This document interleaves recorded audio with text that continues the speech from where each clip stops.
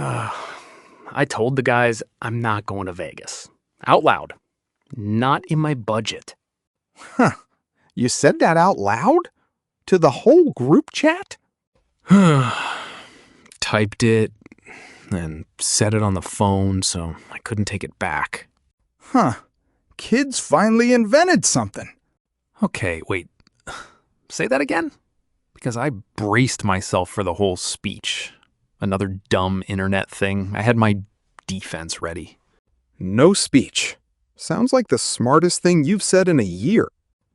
See, this is throwing me off. You hate trends. You called my cold brew subscription coffee for people who hate money. That one was dumb. $1,200 a year to have a man in a van bring you coffee? This is different. Okay, but why do you care? You've said no to every trend since I was born. Said no to damn near everything, kid. That's how a man tops out at $62,000 a year and still retires with more than the fellas who made double. It's not the paycheck, it's the no. It's called loud budgeting. It went viral. There's a whole side at TikTok. I don't need the TikTok part. Skip to what you actually did. I told 4 grown men I couldn't afford a weekend in Vegas, and nobody argued. That never happens. Usually it's, come on, we'll spot you, put it on the card, you'll figure it out. And you'd figure it out on the card at 20-some%. Yeah, that's the $8,000, Pops. That's how the $8,000 happened. One will figure it out at a time. So you finally said the true thing instead of the polite thing. That's the whole trick. Sit down. I want to hear how it felt. Okay, so here's what it actually is, because it sounds like a nothing thing. And it saved me $1,000 this week with one sentence. Take your time. I got nowhere to be. Helen's got the truck till 4. Loud budgeting is just saying the real reason you're not spending. Out loud. No fake excuse. Old May had a whole menu of lies. I'm busy that weekend. I think I'm getting sick. Let me check my calendar. All to avoid one sentence. Which sentence was that? I can't afford that right now. That was the forbidden one. Saying it felt like admitting I was failing. So instead you paid $100 to protect the feeling. Exactly. And here's the part that surprised me. The lie is what costs you, because a lie invites a negotiation. You're busy? Move it. You're sick? It's 3 weeks out. And they talk you back in. Can't argue with a budget, though. That's the superpower. That's not in my budget. Ends it. There's nothing to counter. Nobody's going to say just go into debt for us. Once it's out loud, it's just a fact. Like the weather. A budget's a flashlight in the basement. You don't need it to know what's down there. You need it so you stop tripping. I'm stealing that one, Pops. Let me show you the Vegas math, because this is what almost got me. Flight was $290. The hotel, split 4 ways, another $220. That's $500 before I've done a single thing. Before you've even eaten a thing. Right. Then it's the dinners where somebody says, let's just split it even. And I'm eating a burger while 3 guys order steak. And my even share is $90. Times 3 nights. So the trip's got a sticker price and a real price. The sticker was $500. The real number, honestly, closer to $900. Maybe $1,000. On a card I'm already fighting. That's a full month of climbing back out. For one weekend I'd half remember. And there's always the airport beer. And the we're already here, might as well dinner on the last night. The might as well is the killer, Pops. That phrase has cost me more than my rent. And you'd have gone. 2 weeks ago you'd have gone. 2 weeks ago, I'd have gone and hated myself on the flight home. And this time I said one sentence and kept $1,000. That's the whole video, honestly. Real quick, if that just made the just say it out loud thing click for you, tap like. That's you telling YouTube to push this to the next person eating a burger while everyone else orders steak. That happen a lot, does it?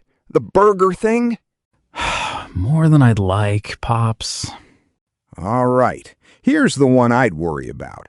You say I can't afford it to 4 guys. Now 4 guys think you're broke. Doesn't that follow you around? That's the exact fear that kept me lying for years. So I braced for it. You know what actually happened? Go on then. Tell me. 2 of them texted me after, privately. I'm honestly glad you said it. I couldn't swing it either. I was just going to eat the cost. I wasn't the broke one. I was the first one brave enough to say the thing everybody was thinking. Of course you were. Nobody wants to go first. And the ones who did judge me, they're the ones putting a Vegas weekend on a card too. Their opinion cost me $1,000. It's an expensive opinion to care about. That's the part your generation's got backwards, and this fixes it. You think saying no makes you look poor. Saying yes to everything is what keeps you poor. That one's going on a shirt. No shirts. Solid colors in this house. Tell you when I learned this. 1984.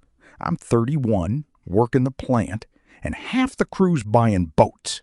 Bass boats. There was a lot down on Route 2. Guy'd finance anybody with a pulse.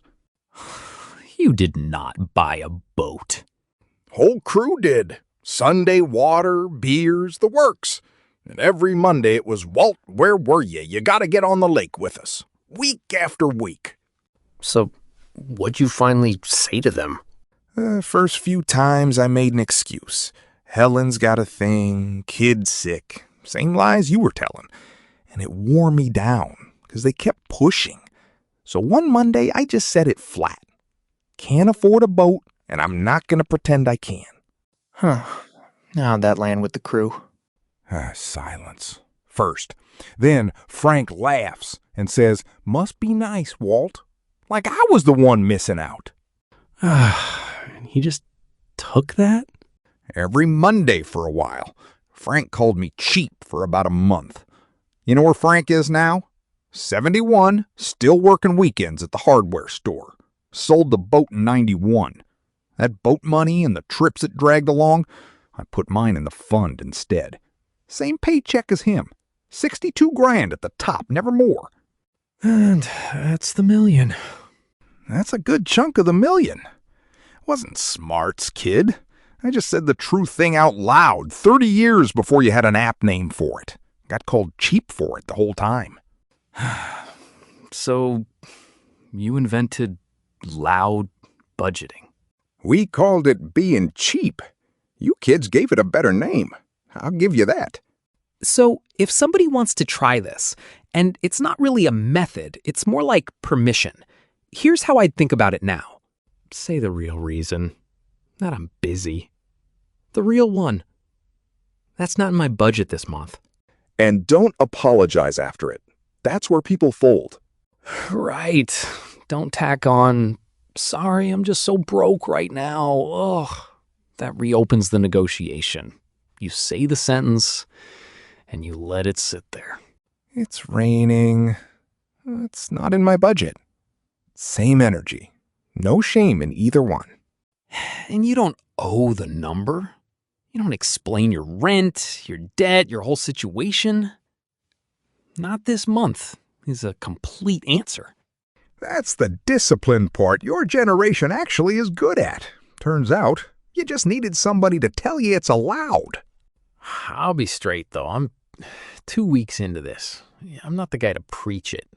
Last year, I'd have been the loudest voice in that group chat saying, Vegas, let's go, I'll figure it out.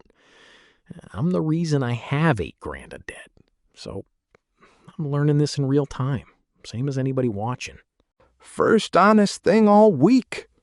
Thanks, Pops. Real supportive. I mean it. Took me till 31 and a garage full of Frank's regret. You got there at 26. That's not nothing. Never whisper what you can't afford. Next one, Pops watches me try the envelope thing. Stuffing actual cash so the no happens before I even get tempted. Subscribe so you're there when he tells me exactly what I'm doing wrong. He will. He always does.